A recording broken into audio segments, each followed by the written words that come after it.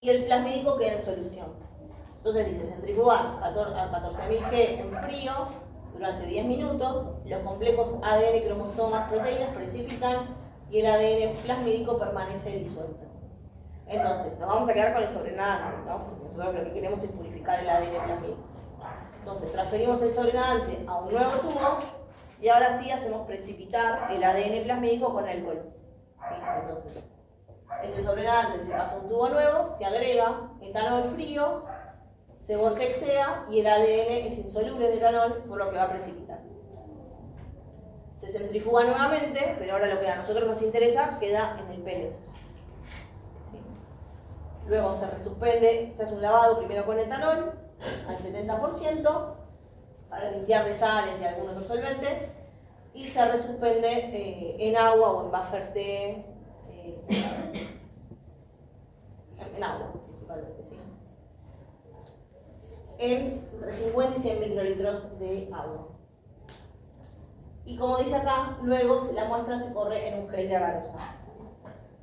Entonces, hasta ahora lo que vimos es que dentro de estas colonias que son resistentes al antibiótico, se hicieron crecer distintos clones y purificamos el ADN plasmídico, ¿no? Con este protocolo. De este protocolo lo que a mí me interesa que sepan es eso, de que es un protocolo que primero precipita el ADN cromosómico y luego el plasmídico, ¿sí? Por una cuestión de tamaño entre las dos moléculas. Y nada más que eso, ¿sí? No pretendo que sepan todos los pasos del protocolo. Entonces, ese ADN plasmídico luego se va a cuantificar, se va a ver su pureza y se va a caracterizar, ¿sí? Bueno, ahora vamos a seguir con eso, pero antes vuelvo a las diferencias entre plásmido, vector de clonado y vector de expresión. En un plásmido lo que dijimos es que es una molécula de ADN circular, pequeña, extracromosómica, que se encuentra naturalmente en bacterias. La función es ayudar a las bacterias a sobrevivir en condiciones difíciles, como por ejemplo otorgando resistencia antibiótica. El número de copias varía mucho según el plásmido.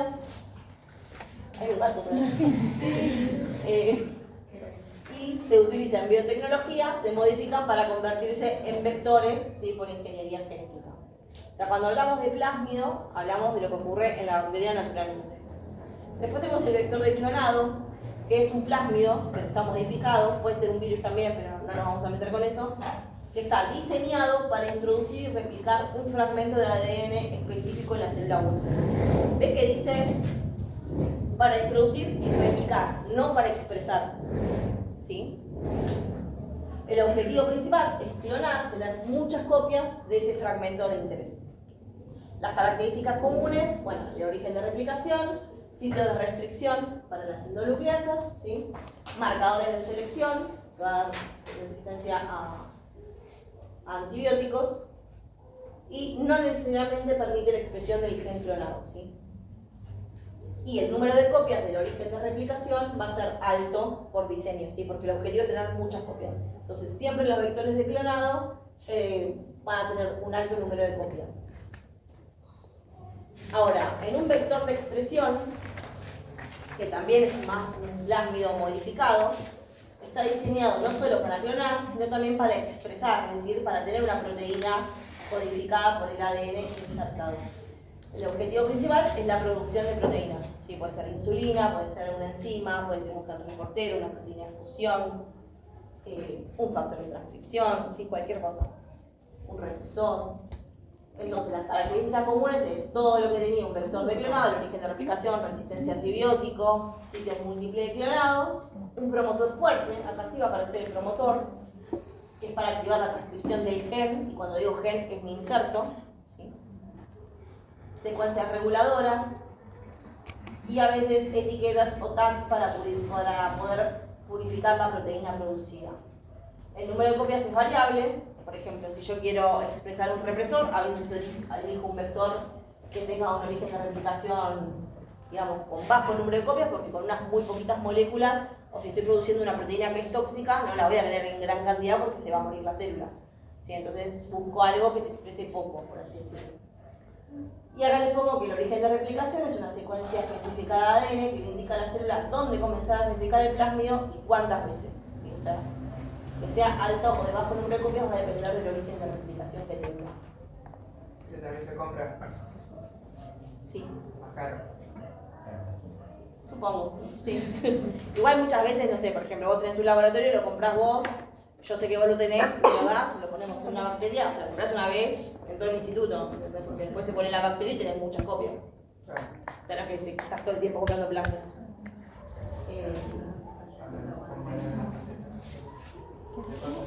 Está mejor. Está decente. Pero en todos los casos te va a generar la proteína que vos querés, o se te puede generar por ahí porque inicia antes el proceso de producción y... Sin promotor, no hay proteína. Yo digo en el vector de ¿Presión? Sí, cuando lo... Depende, si tu promotor es eucariota, en bacterias no va a ser funcional, ¿sí? Solo vas a usar las bacterias para aumentar el número de copias de ese vector, lo purificás y después lo metes en la célula eucariota. Y ahí sí vas a tener tu proteína. Pero solamente, por eso pregunto, solamente voy a tener la secuencia de proteína que yo quiero, o sea... Claro, porque tu inserto lo diseñás vos. Puede ser un gen sintético que lo mandaste a hacer en algún lugar. No se va a empezar a producir parte que no es del inserto que yo le pongo. No, tiene sitio de terminación, los vectores tienen sitio de terminación, cola de poli A, por una técnica. Sí. Vos llegás hasta el codón stop. Sí. Después todo lo que es excepto que quieras algo 3' o 5' de red, si lo pones vos, pero si no, sitio de poli A y terminación ya está en el vector.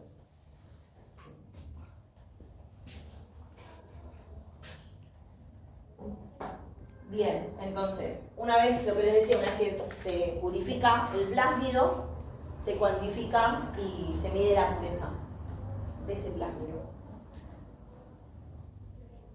¿Por qué? Porque para después caracterizarlo, uno tiene que saber más o menos cuánto vector está poniendo. Entonces, para la cuantificación se hace una espectrofotometría, ¿sí? Que es una técnica que proporciona información sobre la concentración del ácido nucleico de la muestra junto con indicadores de calidad, que es la relación que vamos a ver entre la longitud de onda 260-280 y 260-230.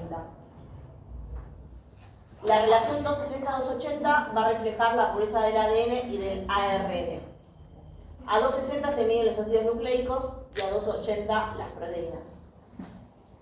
Entonces, la relación 260-280 recomendada debe estar entre 1,8 y 2,1. Si la relación es inferior, es decir, si da 1,6, podría indicar que hay presencia de proteínas, ¿sí? O que no precipitaron, o que cuando me llevé el sobrenadante me llevé parte del precipitado, u otros contaminantes que absorben a 280. Y luego tenemos la relación 260-230, que se utiliza como medida secundaria de la pureza del ácido nucleico. Perdón, profe, sí. Vos ahí tenés que programarlo para 280 para ver si tenés o no contaminación. ¿O no? En el espectrofotómetro, en general, vos ponés qué querés medir, ADN, ARN, y ya se te asocia, digamos. Claro, pero digo, tendrías que poner para proteínas igualmente para ver si se te contaminó o no te... No, porque ya te da la relación. Te dice estos valores. Dice 260/280 y te tiene un valor. Sí. Perdón, Entonces, profe, no sé si, o me perdí, disocié en algún momento, en la purificación, en la purificación todavía yo no sé si tengo el plásmido, el vector con, no, todavía no, no. o sea, yo sí, listo, Sí. ya veo que en un momento todavía lo no dijo, sabemos. disoció la boluda. No, todavía no lo sabemos. Primero purificás, ves cómo está esa purificación y después lo chequeas. Ok, listo. Sí. Entonces, 260-230 se utiliza como una medida secundaria de la pureza del ácido nucleico, a 260 se miden los ácidos nucleicos y a 230 se miden sustancias químicas que en general son solventes orgánicos, que puede quedar etanol cuando hicimos el lavado para eliminar las sales, que no se dejó evaporar bien, ¿sí? Y el problema de esto es que si hay mucho solvente orgánico y vos después tenés que hacer otro sitio de restricción o una PCR, se inhiben, ¿sí? Porque esos solventes van a inhibir a esas enzimas. Entonces es importante que estén bien limpitos. Ahora bien, ven que acá dice que 260 mide ARN y ADN, ¿sí? Y si recordamos, en la solución 1 tenemos RNasa, acá, en el paso 3. Entonces, en el paso 3, lo que se degrada, o sea, lo que se pone, la RNasa obviamente degrada RNA. ¿Sí? Entonces, lo que se pone en esa solución, que se llama P1, la solución del paso 3 se llama P1, la solución del paso 4 se llama P2 y la del 3 P3. ¿Sí? Por si van a algún laboratorio y te hablan P1, P2, P3, bueno, es eso. Entonces, en la P1 se pone RNasa para degradar el ARN. De modo que cuando yo lo cuantifico, me aseguro que solo sea ADN. Si yo no pongo RNasa, cuando cuantifique, voy a estar sobreestimando mi cantidad de ADN, porque voy a estar cuantificando también el ARN presente en la bacteria. ¿Sí? Que no precipita con el bacteriano, porque el mensajero no es tan grande como el bacteriano. ¿Las relaciones directamente se calculan por la absorbancia? ¿La absorbancia lo dividís o tenés...? El aparato ya te da la relación, pero sí, mide la absorbancia a 260, a 280 y a 230. Sí, vos no tenés que hacer la cuenta, ¿eh? Te da el valor de la relación. Un efecto fotómetro. Sí. Este es un ejemplo. Y ven que ya acá dice 260, 280. Bueno, también hay uno de 260, 230. Pero no es que uno te da el valor 260, 280 y vos tenés que estar calculando. ¿Sí?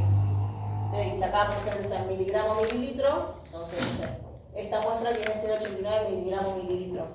En general eso es igual en nanogramos. Pero es una buena cantidad. Entonces, ya hicimos la transformación de las bacterias. Generamos los clones. Amplificamos cada clon, purificamos el ADN plasmídico, vimos que tiene buena cantidad, ahora hay que chequearlo. ¿Sí? Entonces, ahora, sí. Profe, ¿puedo hacer una pregunta? Sí. En el paso anterior, cuando nos da el valor ese que dijo que nos tiene que dar alrededor de 230, si no sabemos que nos quedamos con algún tipo de solvente, ¿no se puede volver a purificar? ¿Sí? Ah, lo volvemos a purificar para eliminar todo. Sí, lo tenés que tirar y empezar desde acá. En ese caso, claro. Sí, sí. No, que tenés que transformar todo. Bien, entonces, ¿cómo se chequean las cosas? Hay distintas maneras, ¿sí? Una es por enzimas de restricción y una corrida electroforética en un gel de agarrosa. No sé si alguna vez hicieron una corrida electroforética en un gel de agarrosa. ¿Ah, sí? Ah. O sea, ¿ya transformaron bacterias? No. No. Proteína. ¿Para qué usan un gel de agarrosa? Por proteínas en bioquímica. Ah, claro, de poliacrilamida. Sí, me parece que la practicaron. Sí. ¿Cómo? Ah, ¿y qué vieron? Creo que hicimos las dos. Un fragmento de PCR.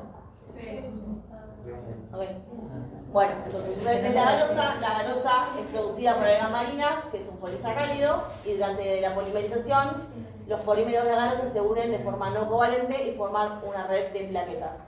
Lo que va a permitir el gel de agarrosa es darle una resistencia, ¿sí? O sea, el ADN plasmídico tiene carga negativa por el ADN, ¿no? El grupo fosfato del ADN, entonces se va a poner en una cuba que va a tener un campo eléctrico y el ADN va a migrar hacia el polo positivo.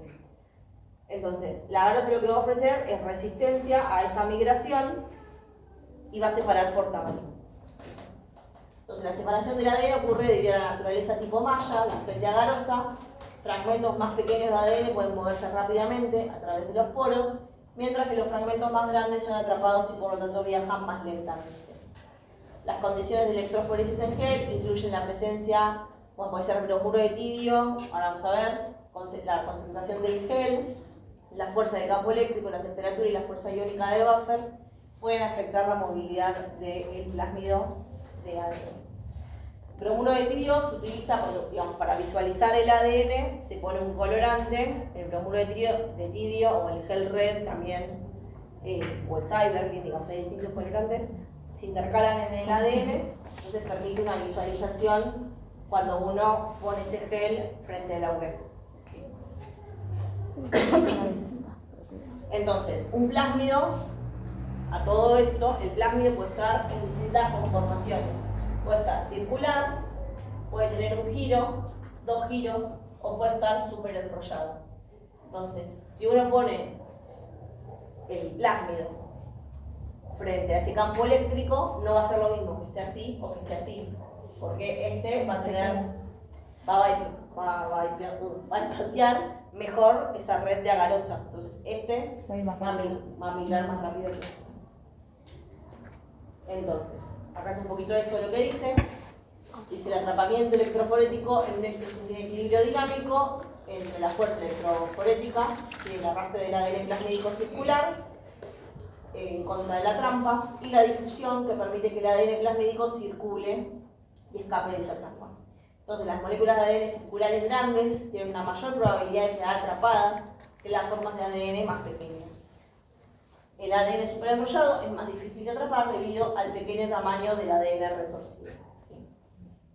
Y esto un poco esquematiza eso, ¿no? Que el ADN superenrollado, ¿sí?, va a ir por la malla de agarosa más rápido que el que está completamente circular.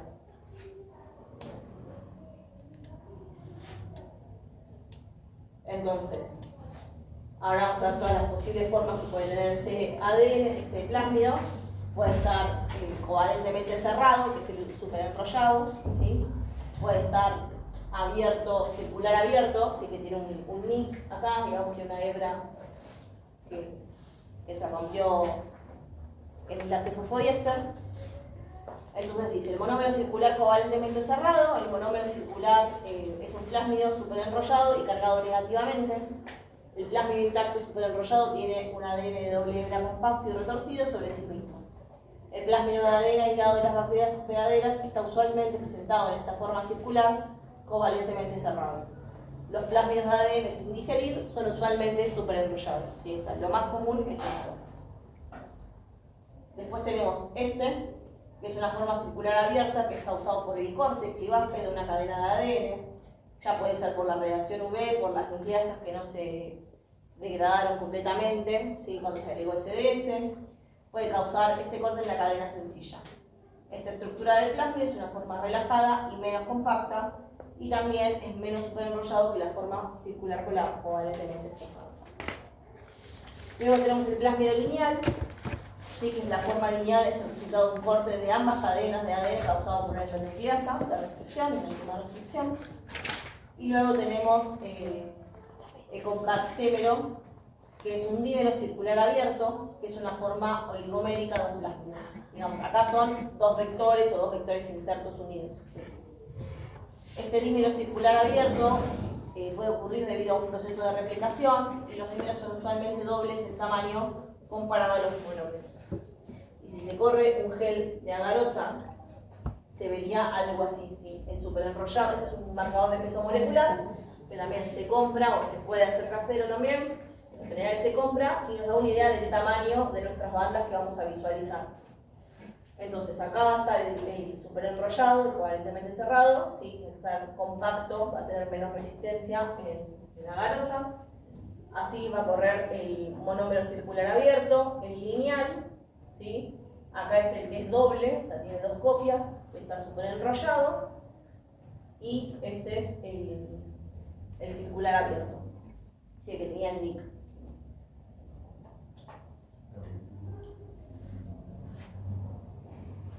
No, este es el que tiene el, este es el que es doble, pero que no está superenrollado.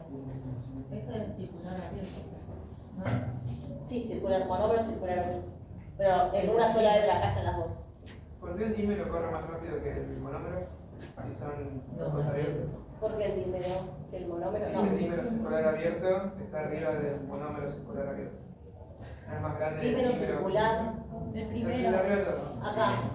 Porque este tiene más resistencia, es más grande, está como más playado. Ah, verdad, Sí. Tiene más resistencia a la red de agarosa. Bien, entonces, lo que hablábamos de chequear, no sé si está acá, la verdad, pero sí está en los problemas que me diste. No. Entonces, para chequear, utilizamos esto del gel de agarosa. Como les decía antes, siempre nosotros sabemos cuánto pesa nuestro plásmido. Y creo que el problema 2 de la guía que les di habla un poquito de eso. Entonces, supongamos que nosotros sabemos que nuestro vector pesa 3000 pares de bases y nuestro inserto 600.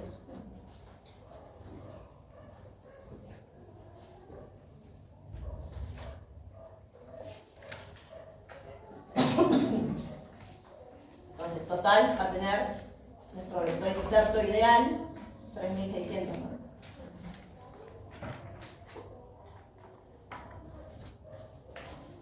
¿Sí? ¿Estamos de acuerdo? Bien. Entonces, debido a que el mismo plásmido, o sea, hablo del mismo cuando está en monómero, ¿no? Es el mismo. El mismo, según cómo esté su conformación, va a correr distinto, ¿no? Entonces, uno en general lo linealiza con una enzima de restricción, entonces se asegura que siempre corra lineal. Ahora bien, nosotros habíamos visto que las bacterias que sobrevivían eran la 4, 5, 6, 7, 8. Que a nosotros nos interesaba era la 4, si mal no recuerdo. Ya no me acuerdo cómo era el 5, pero ¿qué tenía? Doble inserto. Doble inserto. O sea que va a tener 4200 pares de bases, ¿no? Si tiene dos insertos, era vector más inserto por 2. O sea, va a ser más grande. ¿El 6 cuál era? Vector solo, o sea, va a tener 3000 pares de bases. ¿El 7? ¿Pero qué era? ¿Dos vectores? Entonces el 6 y el 8 serían lo mismo. El 6 es vector solo, me dijeron. Perdón, el 7 y el 8. Para que no llegue el 8. Dale circular, pero circular. Ok, vector por 2, entonces 6000, ¿no? Y el 8, ponemos también vector por 2, 6000. Ahora, nosotros, sabiendo esto, vamos a ver que estos no corren igual, ¿no? Pero en realidad, este ni siquiera nos interesa, nosotros queremos identificar el 4, ¿no? Entonces, cuando uno linealiza, o cuando uno quiere chequear, lo ideal es tener dos sitios de restricción. Uno dentro del vector, del inserto, perdón, y otro en el esqueleto del vector. Esta es la situación ideal, no siempre se puede. ¿Por qué es la ideal? Porque si tengo el vector solo, solo me lo linealiza. ¿Sí? Así, vector solo me va a cortar una sola vez, entonces va a quedar el vector pero lineal. ¿Sí? En cambio, si tengo vector más inserto, y me corta acá y acá, voy a tener dos bandas. Voy a tener esta y esta. ¿Sí? ¿Estamos? Voy a tener, vamos bien, un cachito rojo con un cachito negro y un cachito rojo con un montón de negro. Esta sería la 1. Ahí se linealiza igual. Sí. Entonces, yo fácilmente distingo, primero si está el inserto, después vemos el número de copias que está el inserto. Pero de esta manera yo fácilmente identifico la presencia del inserto. ¿Sí? Principalmente porque veo o una o dos bandas. ¿Sí? No importa, supongamos que tenemos una sola enzima, se van a distinguir por estos tamaños. ¿Sí? Porque van a estar todos en esta situación, en monómero lineal, bueno, o dímero si alguno es dímero, ¿no? Pero van a estar todos en esta situación. Entonces, al cortar con la enzima, como que me saco de encima cómo corren el resto de las conformaciones. ¿Sí? Entonces, cuando corren un gel de agarosa, los distintos clones, eso es el marcador de peso molecular, 6000, ponele 2000, 3, 5, 6, no importa, escala no importa. Entonces, si uno me va a correr el que yo quiero 3600, o sea, algo de por acá, ¿sí? El vector más inserto, vamos a poner el número. El 4 me va a correr así, ¿sí? Este es el marcador de peso molecular. margen. El 5, ¿cuánto me va a dar? 4200. Bueno, justo lo puse la cosa.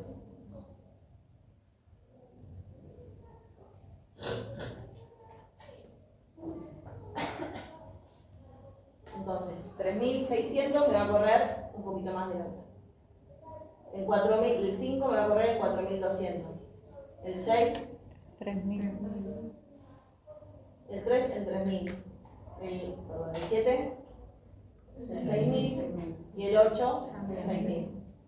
¿Sí? Entonces, vos me vas a decir, bueno, pero no sé si este es lineal. Bueno, en realidad ninguno de los dos me importa. ¿Sí? O sea, la verdad que no me importa si este era doble lineal o doble covalentemente cerrado. Yo lo voy a descartar independientemente de lo que sea. Entonces nadie va a averiguar eso. Lo que sí me voy a quedar es con el clon 4, que por tamaño es el que a mí me sirve. ¿Sí? Entonces, Igual no deberían estar en este lugar en los últimos dos. no porque lo linealizaste, dije. ¿Sí? Lo cortaste. Como lo linealizás, te sacás de encima las distintas conformaciones de ese plasma. ¿Sí? Si no lo linealizás, tienes que correr sí o sí el vector suelo. Pero, sí. Pero al linealizarlo, entonces el 4 no quedaría con un valor a 3600. Dije con una encima. Ah, Por eso linealizás solamente uno. Si utilizases dos, bueno, el primero te queda, bueno, no dije dónde cortaba. Por eso no sé cómo vamos. ¿Y no puede ser que de casualidad con dos enzimas te queden fragmentos del mismo peso que tu inserto? Sí, no lo vas a elegir, vas a elegir otro. Ah, O sea, uno elige las enzimas que a uno le conviene ah. que bien se visualice en el hélice. Sí, si vos justo son dos enzimas, una te corta acá y la otra acá, y los dos fragmentos son iguales, no te sirve. Sí. Sí. Uno elige las enzimas adrede, digamos. Las que le sirven a uno para distinguir las cosas. ¿Eso está todo junto y corremos en una misma calle? ¿O cómo No, son todas calles separadas. Acá sembraste el clon 4, acá el 5, acá el 6, acá el 7 y acá el 8. ¿Cómo lo separaste antes? Para Porque poder... venían de tubos distintos. Vos tenías la placa con las colonias. Sí. Cada colonia fue un falcon. Y cada falcon lo purificaste de manera independiente.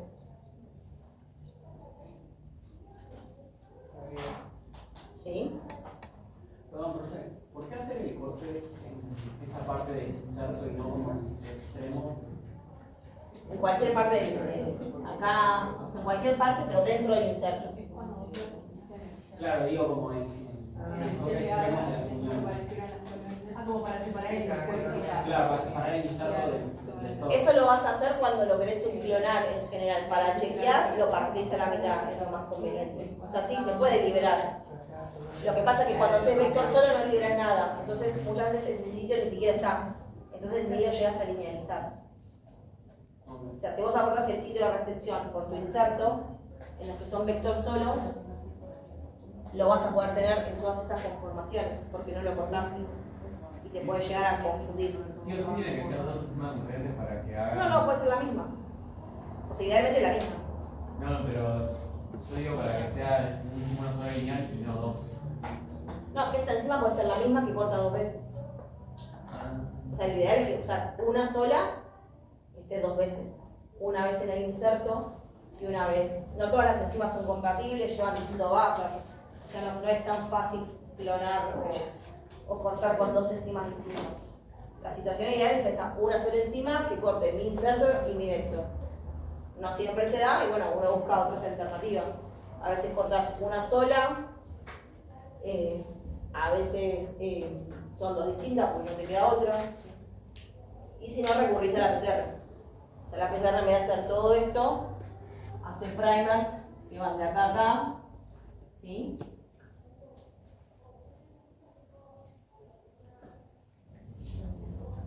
Y si hay amplificación es porque está tu inserto y si no, no. ¿Sí? Profe, todavía no me queda claro. ¿Por qué querés que se corten dos partes si después de cada linealización que vas a obtener es de distinto parece base? Porque si tu inserto es muy chiquito, y las bandas te quedan así, o si son iguales o no son iguales, sigues con una. Si son muy distintos, pero ahí de tu inserto, no sé, 50 pares de vasos, 100 pares de vasos. O sea, si vos Entonces, pones el inserto, o sea, vos te linealizás, tenés 2 y en la calle 4 pones tu muestra. sí. Y ahí no te tendrían que aparecer 2 bandas. O te termina apareciendo. No te terminé de entender si esta situación ahí. No, la situación de arriba. Vos linealizás, tenés 2 insertos. Uno con mayor peso, Sí. pares de bases y la otra Sí. menor. Lo aplicás en el gel. Sí, y ahí vas a tener 2 fragmentos. Claro, 2 fragmentos. Sí, Y, o sea, sabiendo esos 2, sabes que después te va a dar 3600, entonces ahí decís, bueno, Sí. esta es el inserto. sí. Ah, bueno. Lo que no quiero que se confundan, porque parece que tu pregunta viene más. Después vos no seguís con esto. Vos solo querés ver si tu vector No, sí, está bien. Está presente, claro. ¿Sí? No es que después vas a agarrar esto y seguís, porque si no acá tu inserto te queda cortado por la mitad, no te sirve para nada. Claro. Digamos, es para chequear que tu vector recombinante está ok. Después te quedas con esa colonia replicada. Pero es azar, digamos, que justo se dé que esa colonia tenía el vector que vos querés. Claro. De En replicada. general pasa, O sea, en general no es tan difícil que no digamos. Tipo, normalmente no creo que pase que esté justo todas de distinto. Puede ser que Claro, no, en general uno tiene esto. Las dos situaciones, yo les mostré todas las situaciones posibles, pero lo normal es o vector solo o vector más inserto. No, 2 insertos, 15 vectores ligados, o sea, no pasa eso. O sea, es este o este. Yo se lo pongo porque estamos viendo la teoría. ¿Y cuánto se suelen hacer? Con 6 estamos. Con 6. 4.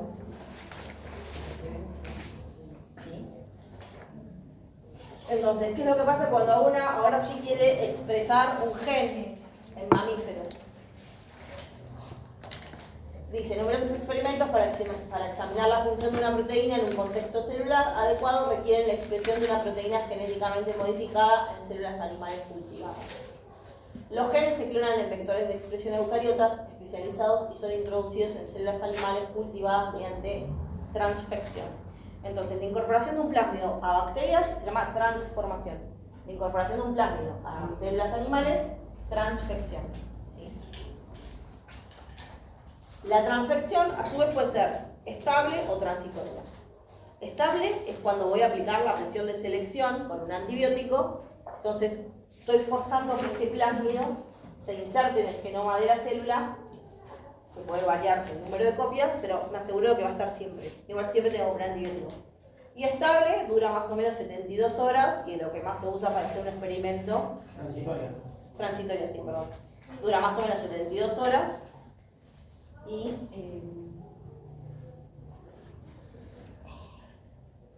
bien, entonces el vector de expresión ya vemos que es un vector bastante más complejo que el de clonado, ¿sí? Algo ya les presenté antes.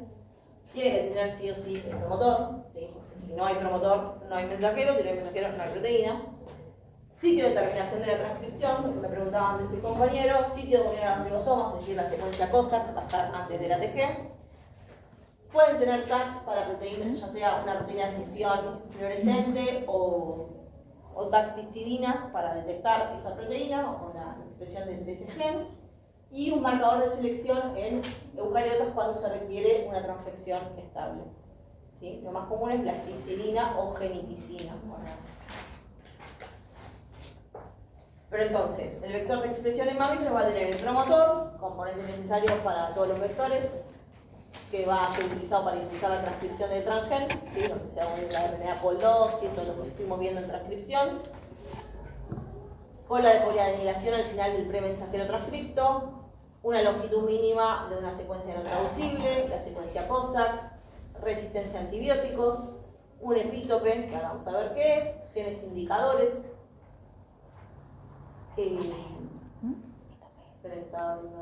y etiqueta de purificación para proteínas. Entonces, el epítope, un vector que contiene una secuencia para un epítope específico que se incorpora a la proteína expresada, y lo que me va a facilitar, digamos, es la identificación con anticuerpos en aquellas células que expresen ese gen de interés. ¿Qué quiere decir eso? Que yo voy a tener en mi vector de expresión, acá vemos que tiene el promotor de citomegalovirus, que es un promotor activo en eucariotas, ¿sí? En este caso se clonó GFP, Ven que tiene la cola de polía también de otro virus. Bueno, un montón de enzimas de restricción en sitio múltiple de clonado, ¿sí? Acá tiene canamicina. Canamicina igual es para bacterias. La cola de polía para este gen, ¿sí? El origen de replicación. Bien. Entonces, lo que se busca es que en fase con mi gen de interés se ponga un epítope para que yo, digamos, visualice fácilmente qué células fueron transfectadas y cuáles no. ¿Por qué? Porque si yo transfecto, no sé, por decirles algo, con actina no es un gen reportero, o sea, no la voy a poder ver. ¿Cómo distingo una célula que se transfectó de una que no? ¿Sí? Si no es reportera. Bueno, se puede recurrir a estas estrategias. A un epítope, entonces uso un anticuerpo y veo cuál efectivamente se transfectó, genes indicadores, ¿sí? Generar una proteína de fusión con una proteína recombinante que sea fácilmente visible, o generar etiquetas. Lo más común es una polihistidina, son más o menos 6 histidinas, o sea, los codones, la secuencia que va a codificar 6 histidinas. ¿Y por qué se utilizan estas cosas? Porque son las más comerciales, porque si no tengo esto, yo necesitaría un anticuerpo específico por cada proteína que yo quiera expresar. Y eso es realmente carísimo. Entonces, si le agregas histidinas, puedes usar el mismo tag para distintas proteínas, solo compras un anticuerpo que es antihistidina y es más versátil, ¿sí? Bien. Entonces, la expresión de proteínas en mamíferos, hay distintos métodos, ¿sí? Así como habíamos visto en bacterias, se pueden utilizar métodos físicos, que incluyen electroporación, biobalística o microinyección. Lo más común es la electroporación, biobalística para plantas, que tienen una pared celular más gruesa que hay que atravesar, y microinyección se utiliza mucho en células embrionarias, ¿sí? Por ejemplo, en fertilización asistida se hace microinyección. Después tenemos métodos químicos que utilizan liposomas, fosfato de calcio o polímeros catiónicos. La membrana plasmática tiene una leve carga negativa, entonces se pone ese material genético rodeado de cargas positivas, ¿sí? Por eso son lípidos catiónicos, que va a atravesar la membrana, ¿sí? Luego tenemos métodos biológicos, que es la utilización de virus, ¿sí? Nosotros ya, por cultura general, sabemos que los virus ingresan a la célula, ¿sí? Y de hecho replican y generan ciertas enfermedades. Entonces, es posible, así como modificar por ingeniería genética plásmidos, se puede modificar por ingeniería genética virus. Entonces, la entrada de esa información genética a la célula no va a ser por un plásmido convencional, sino por un virus, ¿sí? Entonces, el virus va a ingresar a la célula, va a exponer su genoma viral, pero dentro de ese genoma viral es un genoma viral recombinante también, ¿sí? Lleva el gen de interés que yo quiero, bajo el promotor y toda la bola. Entonces, los métodos físicos, ahí tenemos biobalística, ¿sí? Que se utiliza principalmente para células vegetales, para la microinyección, ¿sí? En electroporación se pone el ADN con las células en estas cubetas y se genera el pulso eléctrico en un electroporador, al igual que en bacterias. Métodos químicos, bueno, acá tenemos el ADN con carga negativa, que se pone con un liposoma, ¿sí? Se generan estas vesículas y atraviesan la membrana y se libera el contenido genético, ¿sí? Con el ADN recombinante.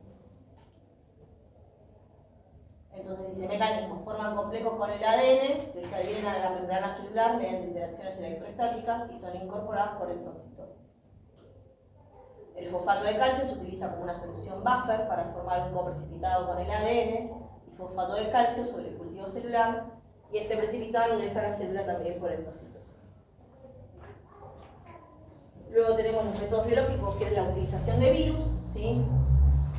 Acá es un poco cómo se forma la partícula viral con el ADN recombinante, y este virus va a ingresar a la célula por un receptor, ¿sí? Se va a desarmar la envoltura viral y la cápside viral y se va a exponer el material genético que va a llegar al núcleo para permitir la transcripción del gen de interés.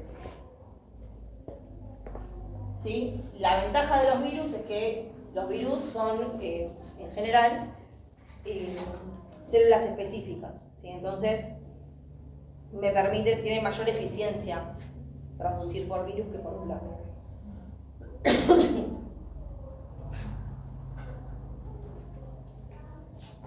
Bueno, dentro de las aplicaciones para transfección, estudiar la regulación de la expresión génica, ¿sí? Se pueden ir probando, por ejemplo, un mismo gen de reportero bajo distintos promotores, entonces uno puede ver, este promotor es más fuerte que este otro, ¿sí? Se pueden ir comparando.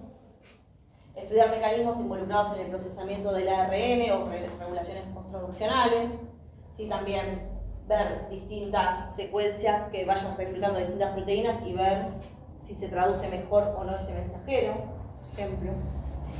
Expresión de proteínas para purificar, ¿sí? Por ejemplo, insulina, ¿sí? Se genera transfección en células.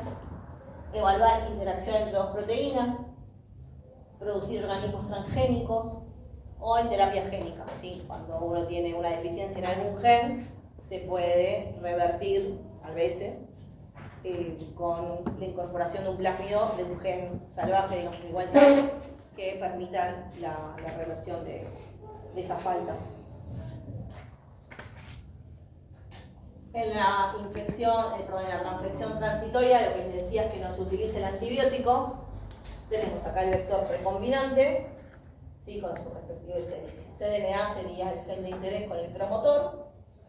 Se ingresa a la célula y luego con las sucesivas divisiones mitóticas de la célula se va a ir perdiendo, ¿sí?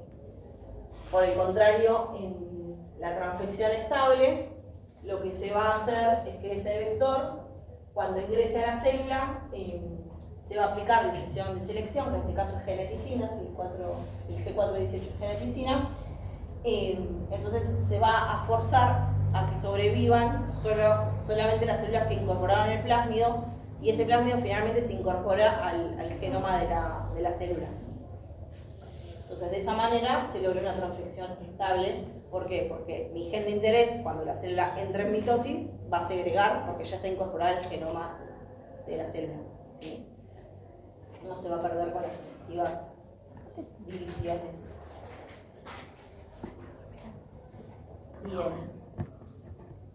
Bien. Esto lo vamos a dejar cuando resolvamos el problema, ¿sí? Que ¿leyeron los problemas? No. Bueno, los problemas, hay uno, ¿diseñaron primers alguna vez? No. Bueno, hay uno que dice diseño de primers. Entonces, cuando veamos ese problema, vamos a hacer un repasito de la PCR y de RT-PCR, ¿sí? Y vamos a ver por qué el inserto también puede venir de un producto de PCR o de RT-PCR. Entonces, el problema primero plantea... esperen que lo vean. ¿El problema nunca pasa el lunes? No, el miércoles, presencial lo hacemos, ¿sí? No se me preguntó, pero presencial. Entonces, el problema 1 es un vector recombinante y plantea, te dice que se va a cortar por dos enzimas de restricción distintas y te dice te pregunta si son compatibles o no esas enzimas de restricción. Ustedes se van a tener que fijar en los extremos cohesivos que libera cada una de las enzimas y ver si son iguales o no. El problema 2 es el que tienen que diseñar primers y elegir unas enzimas. O sea, le plantea una situación y dice qué enzima elegiría, por qué, y diseñe primers. Y el problema 3 tiene que ver más que nada con esto, de que te dice si tu secuencia está, digamos, tu vector recombinante está bien hecho o no. ¿Sí? También, esto es un poco para afianzar un poquito la clase, ¿sí? No tiene que ver con que les vaya a aparecer un problema así en el parcial, ¿no? Simplemente para... Yo estaba llorando. Pero si podemos hacerlo, vamos a poder resolver bien. O sea, yo porque como algunos se quedan en la tecnicatura y no siguen después para ingeniería genética o algo, como para que tengan un contacto con la biotecnología, ¿sí? Pero simplemente por eso. Y de toda esta clase también, lo principal es que sepan diferenciar vector de clonado del vector de expresión y un plásmido, cómo es el caminito desde que tenemos un vector inserto hasta la caracterización, ¿sí? Pero del protocolo de purificación principalmente eso, que primero se especifica el ADN cromosómico, que el plasmídico quede en solución, y luego se hace un precipitado del plasmídico y se purifica. ¿Sí? El plasmídico queda en el pelo. Bueno, perdón, pero me tengo que volver a boca, hija. Sí, al colegio.